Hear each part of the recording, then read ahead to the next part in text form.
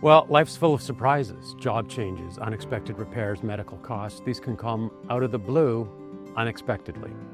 An emergency fund provides a financial cushion so you can handle these events without relying on credit or dipping into long-term investments.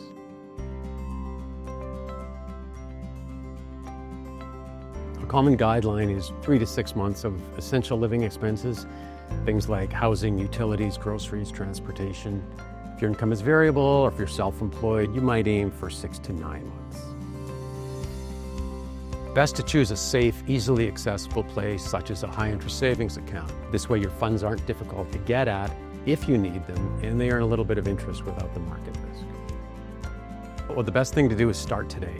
The longer you put saving off, the longer it's going to take to reach your goal. You can start small, but make it automatic if you can. Have your bank or credit union automatically transfer some money to your savings account on each payday. Speak with a member of our wealth and investment team today. You can ask us anything. Thanks for watching. Please like this video and subscribe to our channel for more helpful videos.